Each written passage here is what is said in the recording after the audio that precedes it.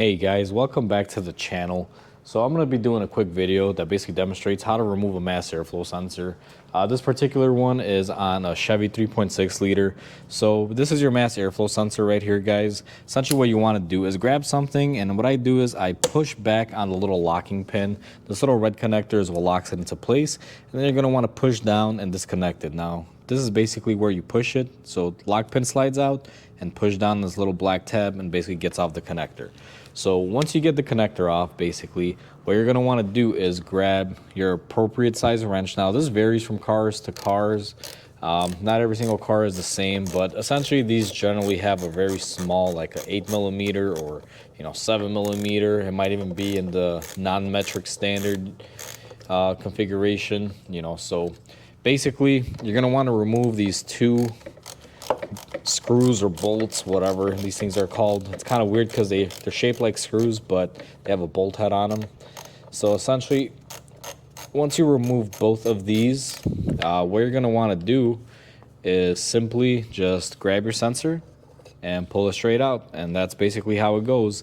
Now, one thing to keep in mind on these, if you'll notice, this one has a certain orientation on here, so you basically want to follow which way the sensor goes. Now, so most of these are kind of impossible to put in the wrong way. Like if I want to put this in the wrong way, you can clearly see it does not line up.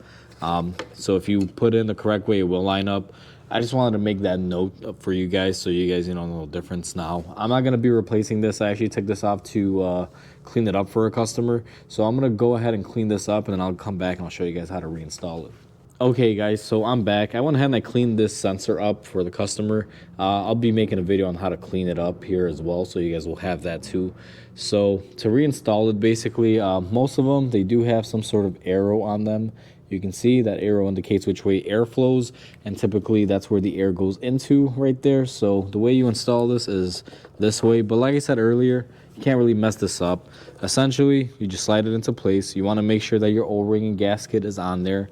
These do have a seal. I don't know how well the camera picks that up, but that little seal right there, you want to make sure that's intact. And basically, you're going to want to put it in there. And these little bolts are very difficult to work with, guys. Don't drop them. That's probably the best advice I could give you, because if you drop it, I mean, good luck finding it. Once you drop something on the floor, if you're really lucky, if it's this small, you'll be able to find it. In this scenario, I do not want to risk it. So I tend to put them on the socket and basically hold it with my finger. So what I do is I'll put these two together like so, and then I'll use my finger to kind of hold it like that, and then I'll basically guide it into where I'm pushing it. And once I get it in there, I basically just start turning it, and you'll feel a little bit of resistance. Then what you're going to want to do is basically opposite of removal. You're going to want to bolt this down. Now, you want to be, cautious here. You're going into plastic, guys. Plastic does not require a lot of torque. I mean, just there you go. That one snugged up really quick. I've seen people use impacts on these. Don't use an impact. I mean, hand tight is good enough. A little 1/4-inch drive like I have here is more than enough power on this.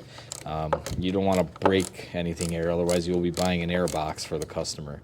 So essentially what I do is I just go over again, make sure that's tight, make sure my bottom one is tight as well, and then you're going to take your connector, you're going to basically plug it in. You hear that snap, that means it's in position, and then you're going to push the locking tab down. That's essentially how you do this.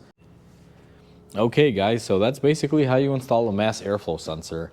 Now, I know not every car is going to be exactly like this. Some of them have them in various locations, but I've always found these are generally very easy to get to. Just really depends on the car. I'm sure there's maybe some European variant car out there that has a very difficult to get to one, but for the most part, wherever the air filter is, these things are very close by. So they're real easy to swap out if you ever have to service them.